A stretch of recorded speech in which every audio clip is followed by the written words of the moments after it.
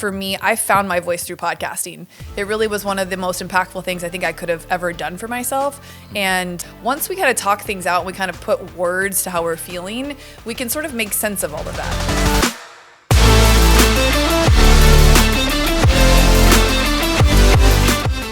Hello, everybody. I'm your host, Chris Nichols. Today, my guest is Jess Burgio, who's host of the Unscripted Podcast and co-founder of Media Unscripted, which is a podcasting agency that helps entrepreneurs connect their voices to their brand.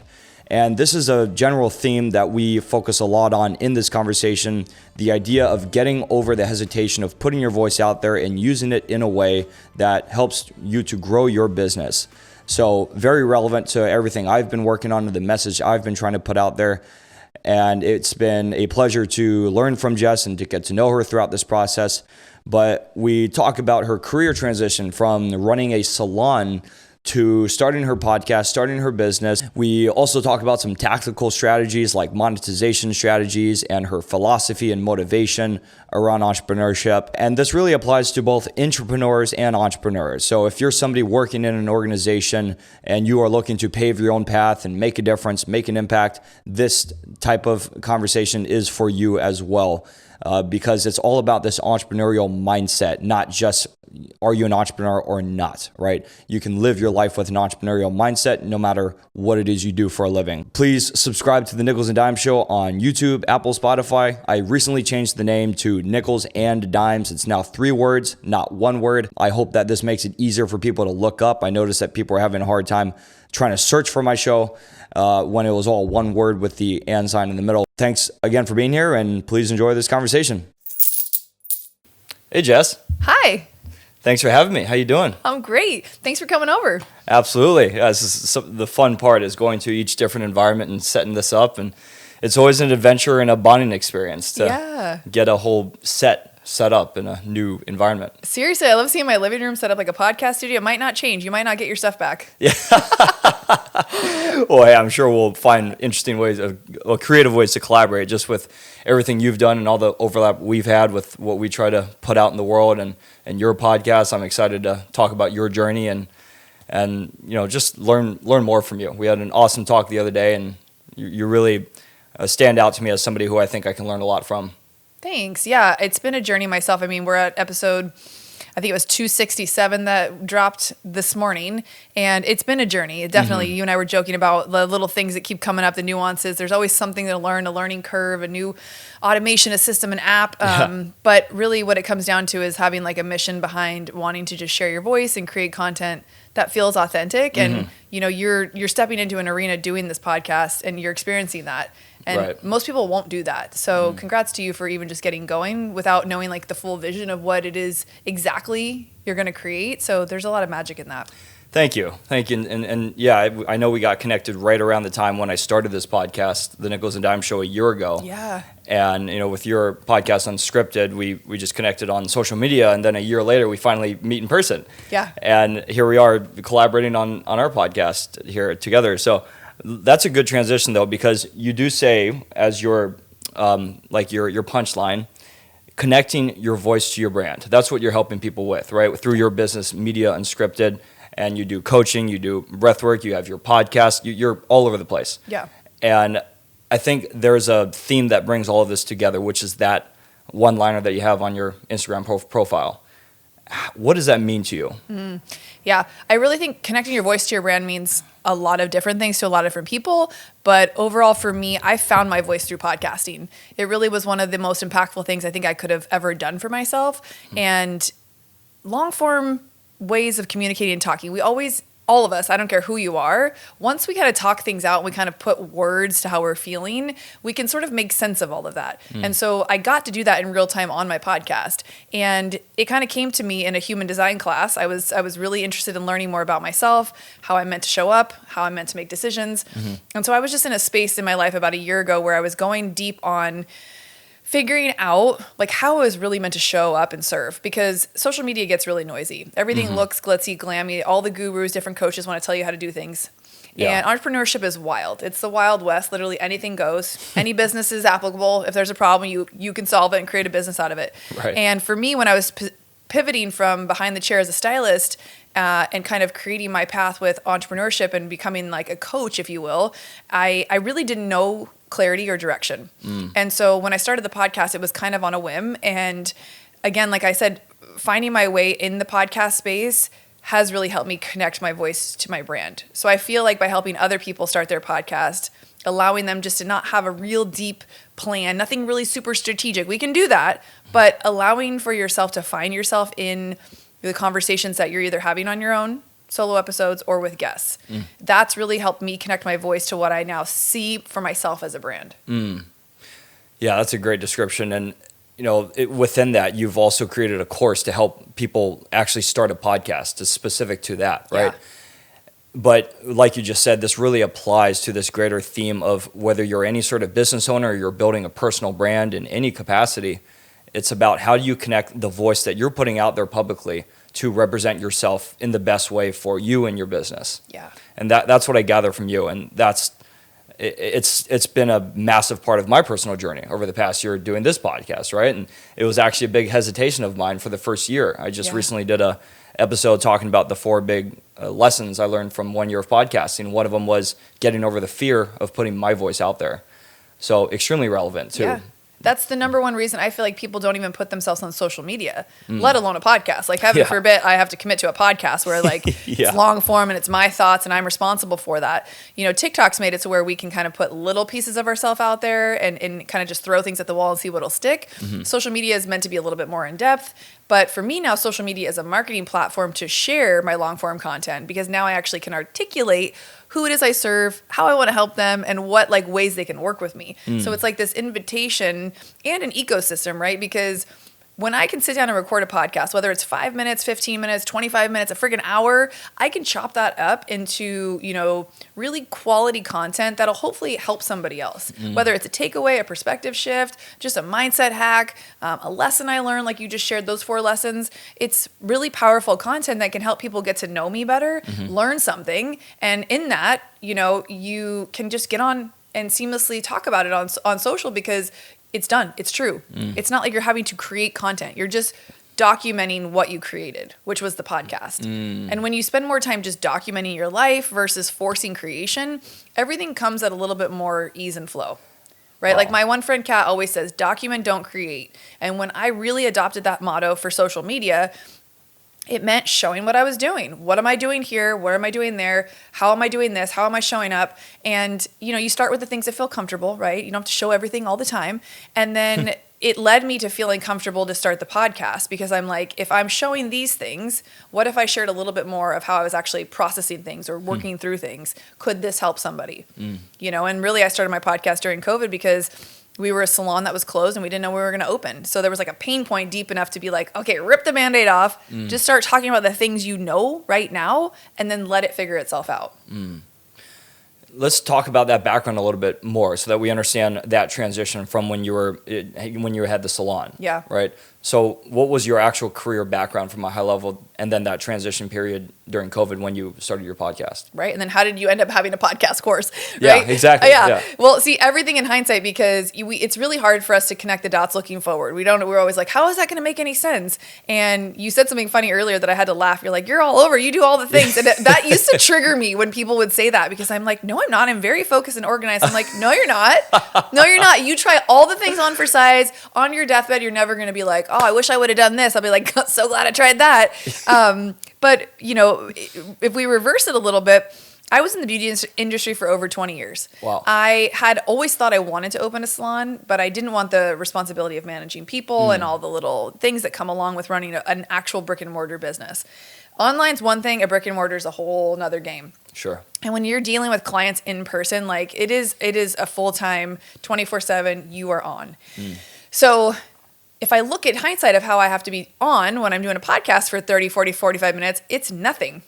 It's so easy for me because every new client that sat in my chair, I was on for. So when you look back at your experiences of what got you ready for the thing you might be scared to do now, I bet you can find proof that you've done something hard similarly in the past to give you that now to feel like, oh, well, maybe this isn't that hard.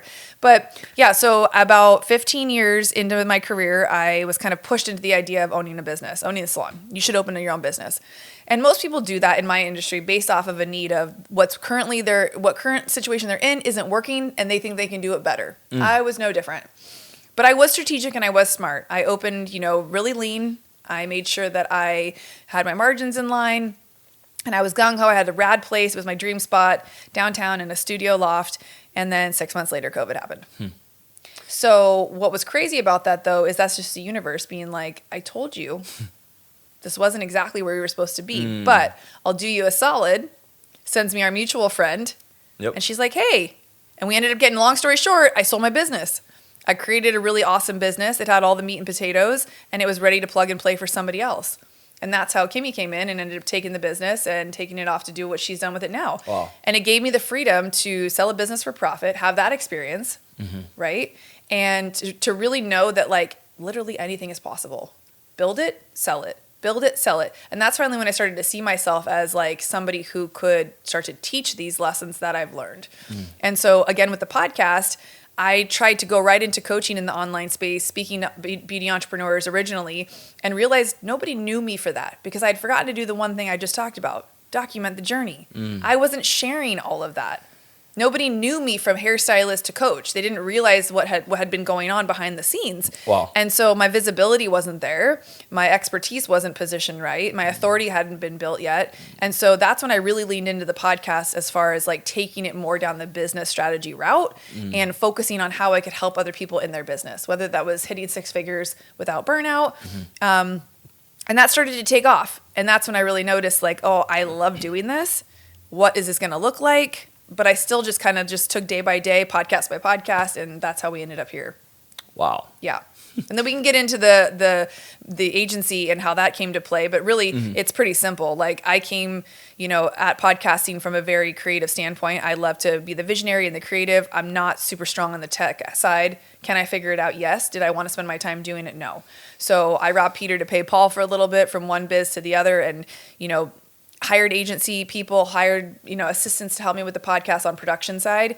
And finally I got to a point where I was like, I need an in-house agency and we need to help more people just launch. And so that's where the course came out. That's where I partnered with my friend, who's my business partner in Media Unscripted, where we help people launch and grow their show. So it's been this really cool, like, holistic thing that's just kind of birthed itself. It's like the next thing comes to be, and it's like, do you want to take action on that or not? Right? It's like, that's the scary part about entrepreneurship. There's so many opportunities that you kind of have to figure out, where do you want to put your energy? Right. The part that sticks out to the most of everything you just said is documenting the journey.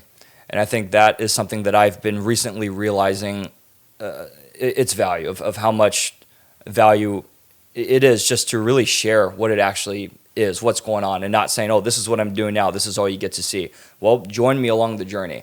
Because one of my issues in starting the podcast was, well, I have a podcast that's focused on entrepreneurship, but I have imposter syndrome because I haven't, in my view, started a real business or built one, right? Yeah. And now, a year into this podcast, now I kind of feel like I've built this business, right, in its own way. And it was really just meant to be a bridge to entrepreneurship myself, and learning from people who I find fascinating who are entrepreneurs.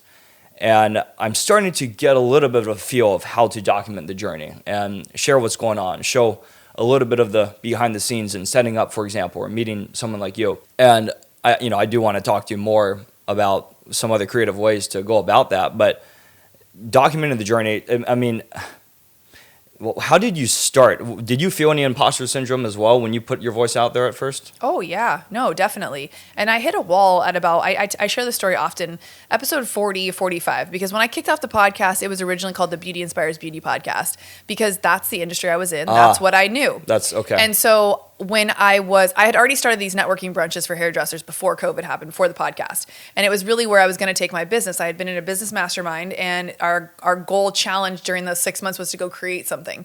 And so I created these in-person networking events for hairdressers. And I needed a name. I wanted to get some swag for them, and I wanted to just, like, create a brand. And so that's where Beauty Inspires Beauty came out.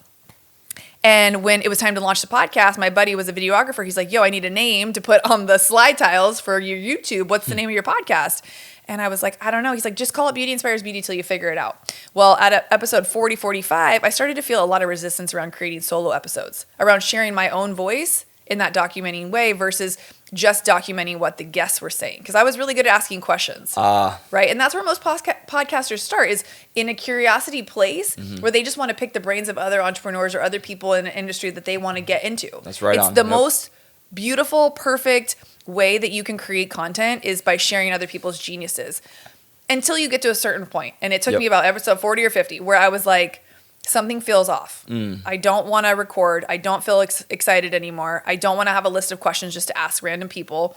Where am I driving traffic? How is this serving the bigger picture of my business? What am I doing? You know, when I started and I'm like that tough, I'm like, I'm not going to quit. I don't know what I'm doing or why I'm doing it, but I'm not going to quit. And I talked to my brother, and he's a musician, very unapologetic about how, like, his style, all the things. And he was like, what are you not doing in the episodes that maybe you could be doing that feels more like you? And I'm like, I just am too soft. I'm not really being myself. I love to drop an F-bomb here and there. It's just part of, like, my personality. Yeah. And fuck yeah Friday. Fuck yeah Friday. He's like, you got to lean into who you are and authentically be yourself. This is my little brother, who's at least 11 years younger than me. Oh, wow. And I was like, you're right. I knew right when he said it, that was the missing piece. I was like, you have to show up. You have to be okay with your slightly masculine tone that you use sometimes. You can be direct, but you can also be loving and kind and soft and, like, hold space for people. So I had to find that blend of how I wanted to be presented, right? So I studied my own tape, watched my own tracks back, my own videos. Did I like that? Did I like how I say that? Do I like how I interviewed? And really studied the podcast and made it a real thing. I didn't just keep winging episodes and kind of flying by the seat of my pants. And that's another piece to why I wanted to create the agency, because you can make this a strategic business, and you've positioned it that way really well. And so, you know, when I think back to how I finally leaned into creating my own content, it opened up the doors for me to realize I didn't want to just speak to the beauty industry. I wanted to open it up to entrepreneurs as a whole, which would still include, you know, an industry that raised me and I was very proud to be a part of. But it would also include all of these other people that I knew I could help with the things I was learning. Wow. So that makes a lot more sense than you actually started it with using this authority you had from the beauty industry. Right. Yeah. I pulled in so many people from the industry because we were closed, and I had my studio. And I was like, yo, I know you're not supposed to come over and be in person, but you want to break the law? Like, come sit down, let's podcast. And I had made friends with the guy who was coming to get haircuts. And he was a videographer. And so we sat down and we started bringing in all my hair friends and all my salon owner friends. And it all started with how you doing, how you holding up, what are you doing about business, into how did you get into the business? How did you become successful? I know you run a 7-figure salon. Like, tell me more about that. And that's when I started to really realize, like, this nosy little girl who always had asked too many questions was like, oh my God, you can have a podcast and ask all the questions and people think you're a great interviewer. I found my dream job. But then when you asked about imposter syndrome, the imposter syndrome crept in around the time when people are like, how's your cute little podcast going? What are you doing now? I was like, oh, there you go, Jess. You chose another not real career. Because remember, 22 years ago, becoming a hairdresser wasn't exactly a lucrative, like esteemed career to aim for. It was generally what people did when they couldn't figure out what to do. Wow. And it was that for me. I knew I didn't always want to be a hairdresser forever, but it was a great stable career that I could then choose the next thing. And so that's where some of my imposter syndrome came up was, podcasting isn't a real career. How are you going to make money? Why don't you just get a real job? So a lot of the interim, but that's the long story long of how, like, this all came to be what it is. And for me to realize how much I love connecting with people. That's the part I loved about doing hair. Also, if you look back, I have all that experience with it. So I took that and I was like, okay, you're good at that. You're good at that. The things people used to give you a hard time for, like talking too much, being nosy, like you can make a business out of it. Right. Lean into your gifts. Yeah. Yeah. I resonate with that so much. Were you always the question asker too? Yes. Yeah. Why? Yes. How are you doing that? Tell me more. Yeah. We're curious people. Yeah. We care. I think that's a common thing that makes us this way. That's what I like to describe it as, at least. Yeah.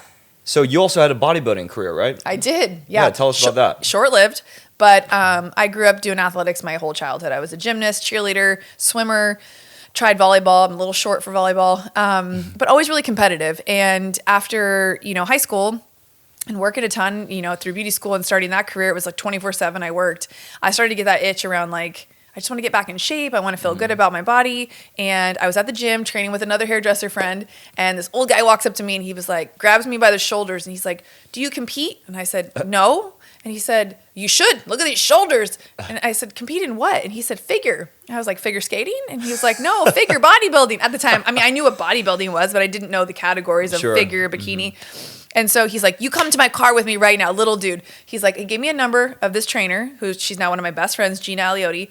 And he sent me down to this amazing gym in Pacific Beach at the time it was called World's Gym. Now it's called The Gym. Yep. Old school bodybuilding gym. Like, talk about being intimidated.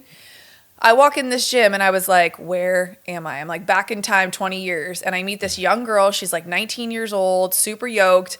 And she's like, so you want to do a competition? I was like, I guess. I don't know. I had no idea what I was getting into, right? Ignorance is such a good thing when you're just trying to do something new. Right. And I put down $1,400 to do this 14-week prep with her, and we became like instant best friends. Wow. So I trained with her every day. I would eat what she told me. And we got about 4 weeks out from that show. I was 25 or 26 at the time. And I was like, I really like how I look right now. Like, I don't want to get any leaner. And she's like, well, we only have a couple weeks left, but then I had to invest in the suit and then the card to compete. And so I kind of pulled out. I think I chickened out a little bit. And also, I didn't really want to look like some of those girls on stage. I didn't realize you only look like that for one day, right? But long story long, we became really close friends, and that's how I got into my fitness career, really, and started training clients because she had so many clients. We'd become such great friends. I was a regular at that gym. I got my personal training cert, and I started doing bookends of my day where I would train clients in the morning, go to the gym, and train clients at night. So I was working 24/7, but just loving life. I took a lot of my hair clients and made them gym clients. And then this was pre-social media, y'all. So this was a long time ago. And she hit me up. I was 28, 29 years old. And she said, listen, I want to document your whole journey. If I train you again through a full prep, will you get on stage? I won't charge you $1. Like, I'll hold your hand through the whole thing. But you got to get on stage. I think as a friend, she did that to me on purpose just to make me complete something she knew I'd always wish I'd done. And then 2, we were doing stuff like blog posts that were going on like MySpace and I don't think maybe Facebook was around. I don't know. So we did it. And so I finally stepped on stage. And because I took action, I did what I was told. I got the best coach in San Diego. I was able to win that first show that I stepped on stage. And I had the bug after that. Wow. Yeah. Won the big sword, all the things. And then I got pregnant 6 weeks later. So yeah, that was the beginning and the end of my competitive days, but that's not true. A few years later, there's different categories for ages. The next age class is 35. And so when I was 35, I did another prep post having Kai. He was 5 at that time. And I competed again for the second time, got on stage just to see if I could get my body back into fighting shape. And it was great. It was such a great experience. And, that discipline and that regimen of showing up and doing the work, eating the food, being diligent about what you got to do in order to get the results has literally laid the foundation, I think, for everything I've created in my entrepreneurial space moving forward, right? If you want results, you have to do the work. You can call it work, you can call it whatever you want, but at the end of the day, your results are a direct reflection of the effort that you put in, right? The results you're getting from this podcast are because you're putting so much effort in. Right? You're learning from people who have gone before you, you're taking notes, you're seeing what works, and you're implementing. It's that simple. And so I think the foundations of bodybuilding have, kept me healthy. Had a really long stint in my career. I was able to never have any pain while I worked behind the chair because I was so in shape and I always took care of my body. I ate healthy, I was mindful. And it's always what I go back to is like, look at some of the hard shit you've done. You were on stage in a sparkly tiny bikini where people were judging you. Like, how much worse can it get? Like, everything from this point forward is easy. Yeah. I'm glad you got into that part because I was going to connect that with the impact of what you learned from your bodybuilding stint, your career in fitness, and how what you took out of that, right, into this journey of all these different entrepreneurial routes you've taken. And all the different things, and we're going to talk about those things in a second. But I do want to zoom back a little bit to your childhood. And I just want to understand, what do you think it was? When was it? It might have been one moment. It might have been the environment you were raised in that really put this entrepreneurial spirit within you. Oh, I know. Both my parents were entrepreneurs. There you go. Both of them were. And that's exactly why I never wanted to be one. Because I was like, y'all are never home, you're always working, and there always seems to be like a fire that needs to be put out. Yeah. Can't we just go to work and come home and not have to like take our work with us? Because back then there weren't even phones like the phones we have now. There weren't the computers that we have. And entrepreneurship always seemed like a struggle. And so I think that was one of the reasons I chose the beauty industry because you go to work and then you leave. Like you can't take work home with you. And I guess intuitively, I didn't know what I was doing at 19 years old when I chose that career, but I think that's what I wanted. I wanted ease and flow. I was willing to work hard. I learned work ethic from my parents because they both worked their asses off, but at what cost? And so I think when you learn about boundaries, and I teach a lot to boundaries now, and non-negotiables of what you will and won't take from clients, from your own health, from the things you're willing to tolerate, I really set up some real foundational stuff that had me super successful in the hair world. And I realized that my work ethic behind the chair was a direct result to the money I was making. And so even though I didn't get into the beauty industry as an entrepreneur, it's what I became. And so I coined the phrase accidental entrepreneurship all the time is rampant in the beauty industry because most of us think we're going to go work at a salon. Hopefully we'll get fed some clients.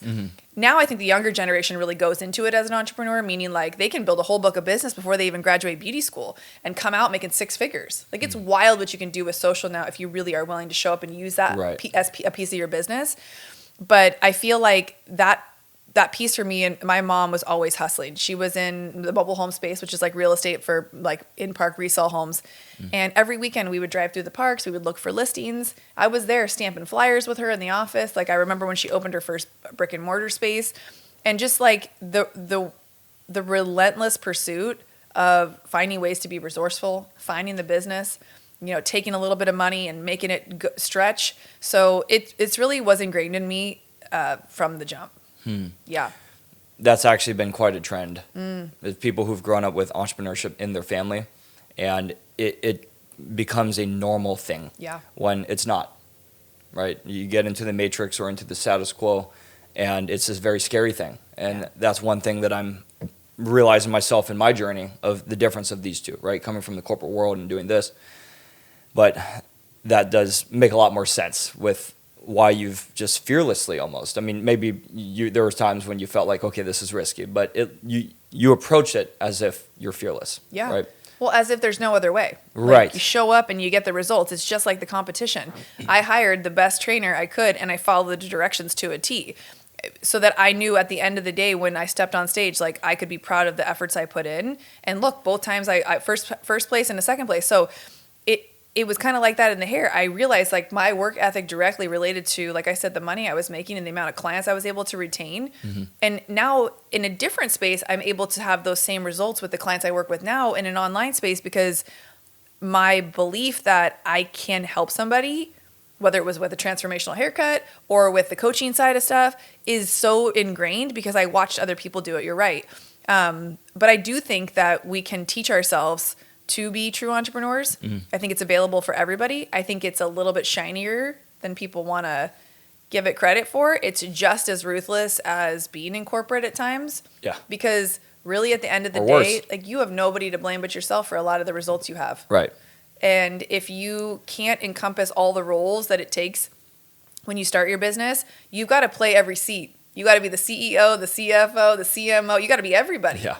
And you have to be willing to look at what's working and what's not working in order to like make moves and to do the things. When you're in corporate, like everyone has a direct report. Everyone's got a set of things they got to check off.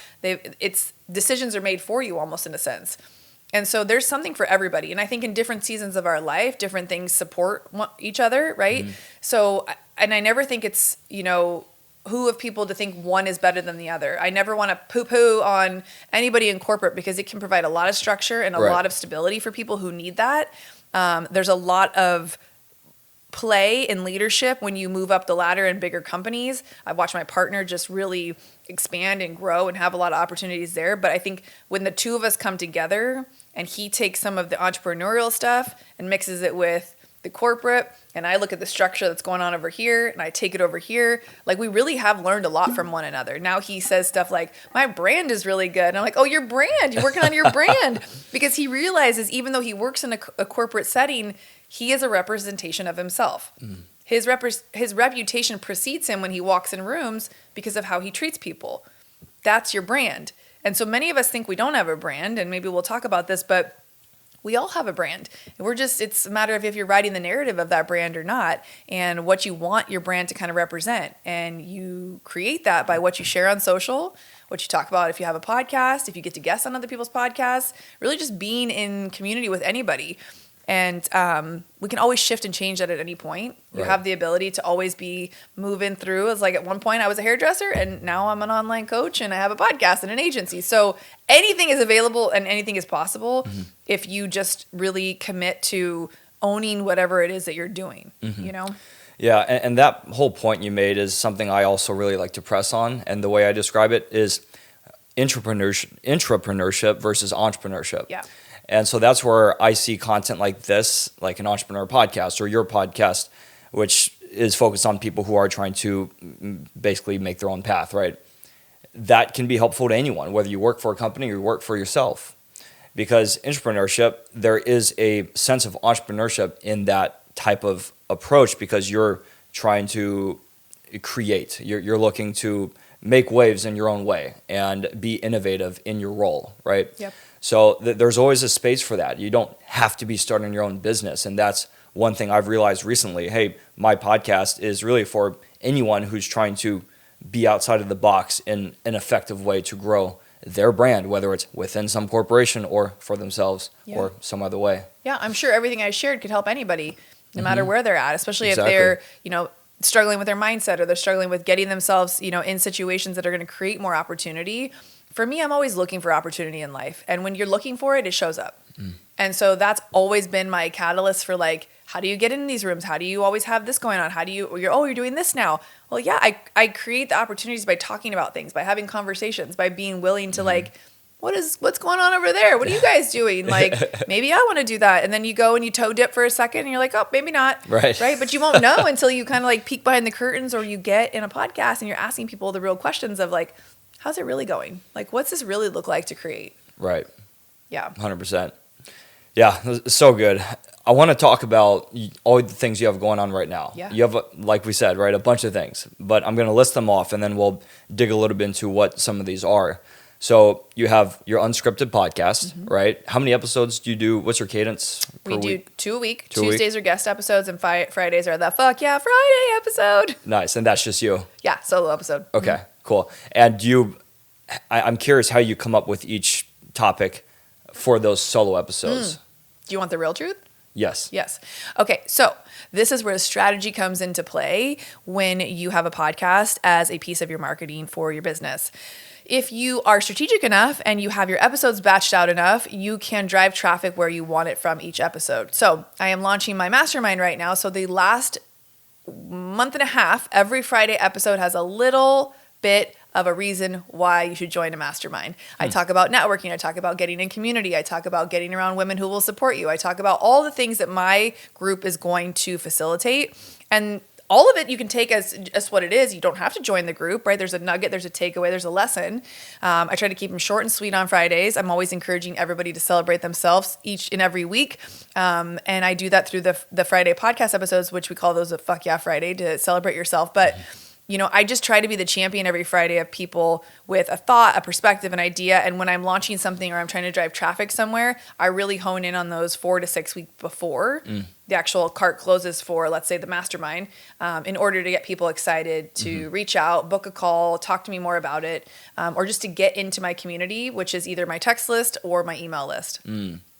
So you do really use them to market your other things that you have going on. I try to. Cool. I haven't always been this strategic because I didn't always have programs or courses or stuff to drive people into. And so for a long time, I would drive people to other people's stuff as an influencer. You know, if I believed in someone else's course or program, I was an affiliate for a mastermind I worked for a really long time. So I would talk about them all the time. They were part of my journey and I would share them authentically. I've worked with a few other brands with the podcast and I would share about that. So that was the quote unquote CTA, or your call to action.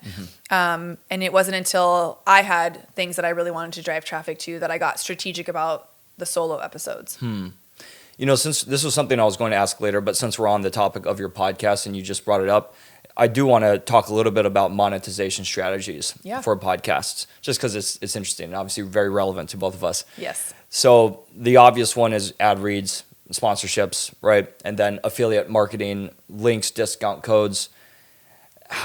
What would you add to those two main things? And is there any feedback you have or perspective you have on these types of ways of monetizing? Well, a you know, podcast? we had a long conversation over coffee about this. That's the number one question people always ask when it comes to their podcast. How quickly can I monetize? How do I monetize? Best ways to monetize? I always say that the podcast should be your marketing piece to your own business. So it should be driving traffic to whatever you are selling. That's the best, quickest, easiest way to monetize, is to sell something of your own. Whether it's an ebook, whether it's a $2 downloadable PDF journal prompt alignment thing, create something that you can sell to start to warm people up to buying from you, or at least opting into an email list, a text list. Like, drive traffic somewhere so people get used to like saying yes or clicking the links or going somewhere else after they've listened to the episode. So as far as making money, create something to sell. If you never plan to sell anything or you don't currently have an offer, try to find things that align with you, that light you up to talk about. What would you get on and talk about for free on your show?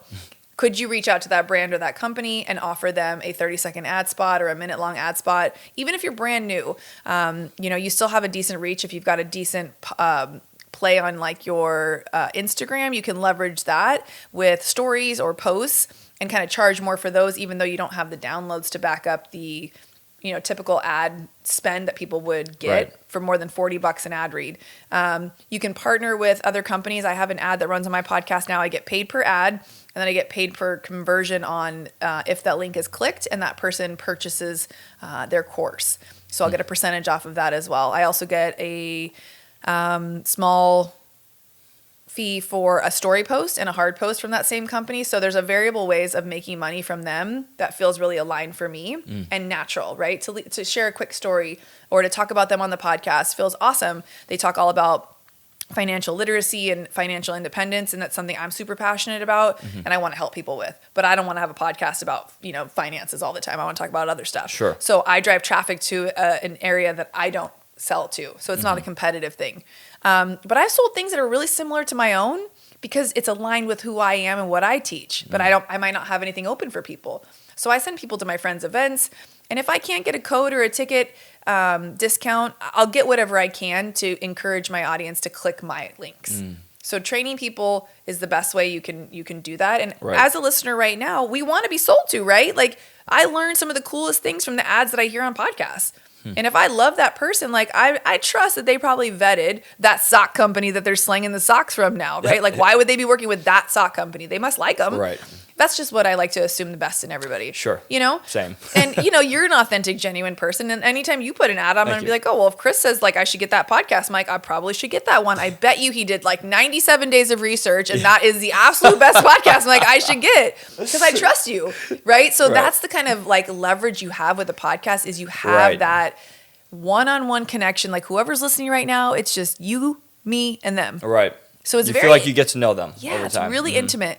So I am really cognizant of what I put on my podcast because I really want to keep it a safe space so nobody feels like it's a sleazy sales. Sure. But I also want to invite people in to like check out the cool shit I like. And if you're here for it, cool. If you're not, there's a fast forward button on the podcast. That's but true. Did that answer your question as far as Yes, absolutely. Okay. No, great overview, and thank you for that. And it's a good transition then to your main business, right? Media Unscripted, the agency. And within that, you offer coaching, you have courses, Start Your Damn Podcast.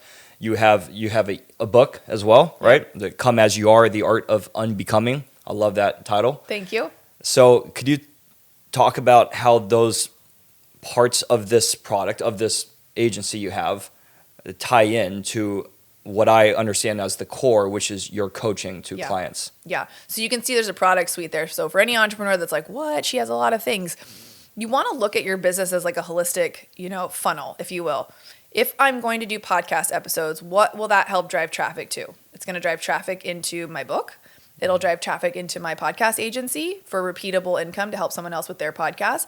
It'll drive people to get curious about, coaching with me. It'll maybe get them excited to come to a live event once I put that out there. There's so many ways to take the podcast and like spread love to all of your other businesses because the podcast is really the thing that's branding you. And you will always be the most influential influencer to any businesses that you create. You are the influencer to all of the brands. And you might have several businesses that you create over the next couple of years. Or maybe you're someone who likes to have multiple businesses. And that's kind of me. I like to do multiple things. One thing seems to feel a little constraint. The agency started, like I said earlier, because there was a need for me to have internal control of production. And I was like, if I'm going to create this, I want it available for other people. So can we scale this with a few team members to make it work for other people? And the thing I was seeing so many people struggling with was starting. The launch piece of like the tech was overwhelming, help with cover art, like getting your RSS feed. It sounded like a different language. And I was like, what if we simplified this with the course that we taught within a few days just to get people up and going? Would that be helpful? Yeah, that sounds like a problem, right? And businesses exist to solve problems. So let's do that. That sounds good. And then we would get these people starting podcasts and they'd want more strategic either podcast coaching. So they would stay within the agency and us over here. Or they were like, hey, Jess, I really want to work one-to-one with you around business strategy, mindset, deep dive more into like embodiment about owning that confidence piece to like show up and create a big business and a brand. And so that's where I opened up one-to-one. And now that's funneled into a mastermind. And that came because I had enough people asking me this year, what should I invest in? What masterminds are you going to be a part of? What masterminds do you think I should get in? And so I started asking those people who were asking me, well, if I created a mastermind, would you want to be in mine? And they all said yes. So I just did a soft launch, I have no landing page. I have no checkout sales page. And I just did a 5-figure launch within a 4-month mastermind that I'm dropping in 2 weeks. So like you literally can create anything once you build a little bit of momentum. The book came off, the book's a whole nother story. I could get into that. I learned a lot of hard lessons with putting that book out there. But the best takeaway is you can take content you already have, my podcast. I pulled content out of my podcast with the help of an editor and we put it into a book form. So I free wrote a lot of the book, but I also pulled clips from the podcast that would drive traffic from the book back to old podcast episodes, right? Because some of those episodes had really great content. Smart. Wow. Had really great like downloadable PDFs that we created for it. And so we created some space in the book to do the work, but also to remind people to go back to the podcast, download the episode, click this, click that. And so really it's a lead magnet for me. Yeah. And I only make a few bucks off each book because it's on Amazon and I did it through a publisher, which is the lesson. If anyone wants to hear what not to do when they write a book, let me know. I got you. You have a podcast episode on that? Yeah, I should. I didn't want to call her out, but it's okay. We all have to learn our lessons the hard way sometimes, and it is what it is. But I know that there's a lot easier ways to do what I did for a lot less. But the book is a great foot in the door, right? It's a great foot in the door. It's a great free resource to bring into a room if you're ever able to coach or teach. Like having a book just gives you a little bit of credibility, a little bit of authority. I think the book content's really, really good. I titled it Come As You Are, The Art of Unbecoming Who They Told You to Be, because I really feel like society has conditioned us to show up a certain way, especially as women. We got to be proper. We got to look nice, pretty, but not too pretty. We got to be like stern, but not a bitch. We got to like bring the heat, but we got to be really nice, make sure everybody's cool. So as a woman, it was really important for me to own my voice, own my power, but then to also remind people of theirs. And so that's where like breathwork kind of came into play in my business as well, which is another leg that I pull out from time to time to help support my clients one-on-one and in my masterminds. Because that embodiment work, that really tapping into whether it was traumas growing up or the conditions we were believed to follow, if you were mentally like drilled that corporate was the only way and anything from this point forward is a failure. That's all shit we can let go of and work through. And that's where I think breathwork, learning human design, and all of those other slightly woo things have come into play for me to support my business. It really helps me tap back into the feminine whilst also using a lot of that masculine that I've always rolled with, because you need both. Right. And how did you build this audience that's kind of tailored more towards women? Because it sounds like you talk about that a lot, right? Like even in your podcast, I think your introduction, you say like, "What's up, ladies?" Don't you? Sometimes, right? It probably depends.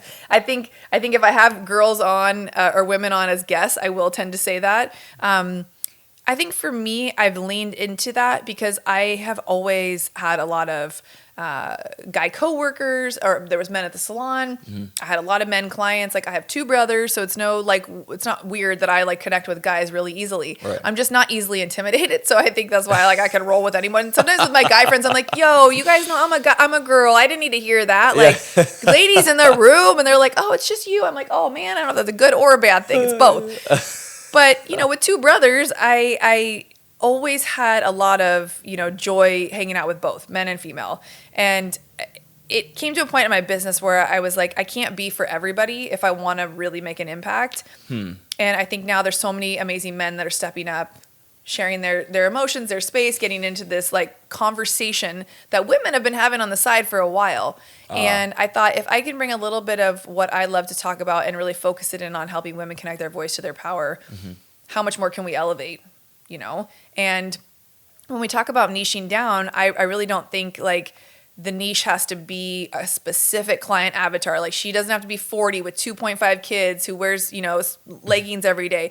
The niche, as my friend Matt Gottesman always says, the niche is you. Who do you intuitively want to spend time with and talk to? And for me, it's women. I feel I can connect really well with them.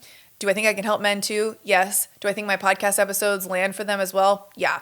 Take out the words ladies, take out the word girl. Like we can all find ourselves in any story if we let ourselves, but yeah, it's kind of taking me down that path of really empowering women. Yeah.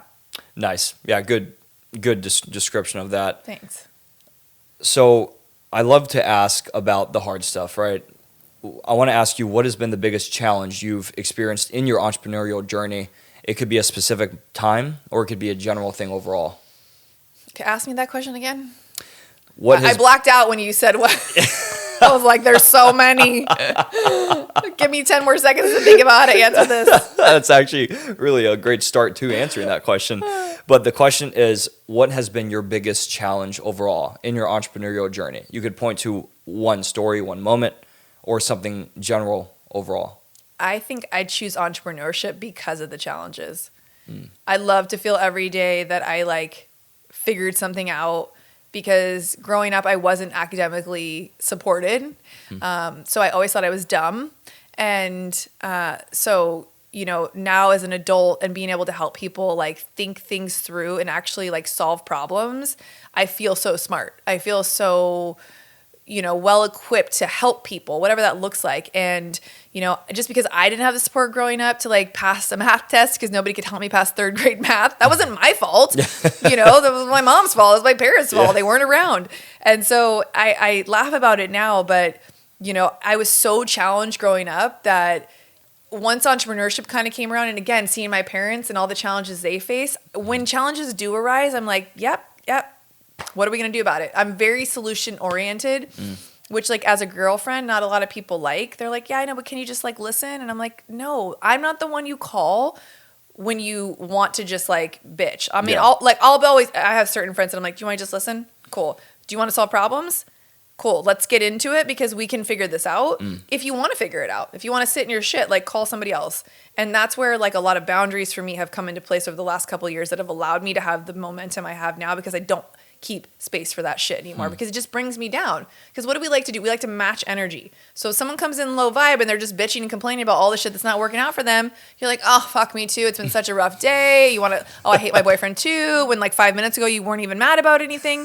So like I practice a lot of safety around that. And I feel like in looking through challenges, it was really around selling my business and probably making that hard decision to give up what was once a dream, which was having that salon and feeling like I had my thing and that dumb girl who couldn't figure things out in 3rd, 4th, 5th grade, like owns a business and is responsible for other people's livelihood. And when I walked away from that, I didn't realize the challenge I was going to face with losing that identity. And, as you just heard, my son walked in the house, no chill. Having children definitely takes challenges up a notch because I always tell myself like, oh, I could have figured this out or, oh, I could have, but I can't because I don't have the time or I'm a mom now. So my priorities are different. And so the challenges have come and gone throughout the last couple of years. But I think that identity shift of losing myself when I sold the salon, I was like, who am I now without being an owner? That's good. But it was enough to let me own where I was going versus like the pain of feeling like, oh, I don't have that title anymore. And I know that to be true for a lot of people in corporate of like titles and like sure. roles. And, you know, now when you're over here in entrepreneurship land, like I said, you're all the roles and no one's clapping for you. There's no bonuses. There's no like award ceremonies every year. There's nothing. It's you. And that's why I started FYF, which is Fuck Yeah Friday, because a lot of entrepreneurs forget each week to celebrate their wins. And if we don't stop and appreciate what we are getting done or what we are good at, like we'll just go on to the next thing, never appreciating, never getting fulfillment around the things we are accomplishing. Therefore, we don't have the thing. So, yeah, I think that's a long story long. So that's a good answer. Thanks. Yeah. So what is your next big thing, your next big goal? I know you're talking about this event, the mastermind you're working on, but I don't know if that's it. Or how would you answer that question? The next big thing? Yeah, it'll be my live event here in San Diego. I feel so compelled to like bring events back. It's something I love to do. Those networking events that I did for hairdressers were so amazing. They connected people on a level that like one person can't do, but facilitating that space for other people to come in together to create community, to have conversation, like nothing lights me up more, which is why I do it on a smaller scale with the mastermind and then, yeah, the live event. So this is my first year launching this mastermind and I feel ready. It feels like the right time. And, you know, I know on social media, if you're just getting started, people are always like, poll your audience, ask people what they think, get them to like give you feedback. And a lot of people are like, no one's responding. There's nobody there. And in the beginning, when you start a podcast, like the downloads are not, you know, through the roof. And sometimes you feel like nobody's listening.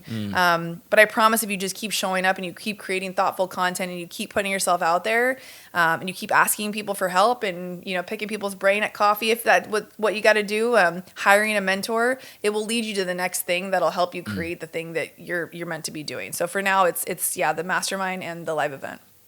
So good. Well, that's exciting. I can't wait to see how that plays out for you. And I expect it to be a big success. Thanks. Yeah, and I was listening to one of your recent podcasts, and there was something you said that I had to write down because I just loved the way you said it. But the quote that you had is, I hate when people say, you're so busy. And you say, no, I'm not busy. I'm just prioritizing all these other important things. That was cool, and I resonate with that. Good. And it leads me into a signature question that I tend to ask every guest towards the end of the podcast, which is there an entrepreneurial life hack that goes against the mainstream belief, unique to you, that you could share with the audience? It's let people think what they will. Like if you were once in a people-pleasing industry like I was, you have to be a people pleaser at a certain level to be a great hairdresser or a service provider, right? You have to care about people. And for me, the biggest flex was putting myself first and making sure I was pleasing myself and intuitively listening to what my soul was telling me to do or not do. And once I really started listening to her, things started to shift and people started to kind of drop off. Which was rough because it was a little confusing. You're like, well, I'm listening to the gurus. They're telling me to tune in, tap in, like do me, but like all the people are going. Like, what do I do? And God, universe, whatever you believe in, just removes the noise so that you can focus in on what you're really meant to be doing. I think, and yeah, the life hack I've learned is to really listen to yourself above everything else. You can get advice, you can listen to podcasts, you can ingest a piece of content, but intuitively you know like if that's for you or not. And we have to be discerning enough as an adult, as an entrepreneur, as a human to know what is for us and what is not. And so I think just practicing tuning into that and really listening to that voice has helped me, you know, have that unwavering focus in order to accomplish the things that I have. Wow. Thank you, Jess. That's incredible. Yeah, that's something that I think all of us can take with us in some big way. And me personally, that speaks very loudly. And clearly, you're the one who says it. So thanks. I think what used to piss me off in regards to that quote too is that, you know, I would get phone calls from friends or, you know, but you're just so busy, or, you know, you always seem so busy, or sorry to bother you, I know you're busy. And I started to get defensive about it. It was me that had a problem with them calling me busy. And so once I realized that was a them problem, not me, that I was like, no, I have a full schedule and I love it. Like I wouldn't have it any other way. I love to be, you know, busy in my day. It keeps me occupied. It keeps me from doing dumb shit, like spending money I shouldn't, or, you know, snacking or doing all that. I like to stay in the energy of, you know, of my business. And I think, success loves momentum, and like the more speed I can sort of pick up, the faster things move in the direction I want them to, or in the direction I don't. And so, when I stay going, it just takes me down the path I'm supposed to be in. And the people that are understanding of it are also usually other entrepreneurs that just get it. Right. We're like, yo, send me a calendar link, I'll get in where I fit it. And it's just the language. And it's for some people, and it's not for others. Sure. And that's okay. Amazing. Yeah. Who's one person from your network who you would recommend I have on the Nichols and Dime show? Oh, I just had a podcast with my boy, Jess. He owns Journey to Financial Freedom. He is the one I was mentioning earlier, who is the ad sponsor on the podcast. Solid dude, super cool. He started this company. His story is amazing. And I know he could add a lot of value to your community. He's a solid entrepreneur. He knows a lot of high-level people, and he's helped a lot of people get their finances in order to feel like financially free. He's just all about helping people, with that financial literacy piece. So something everybody could get a takeaway from. Oh, yeah. Yeah, great rec. Yeah. Thank you. I'll follow up on getting in touch with Justin. Yeah.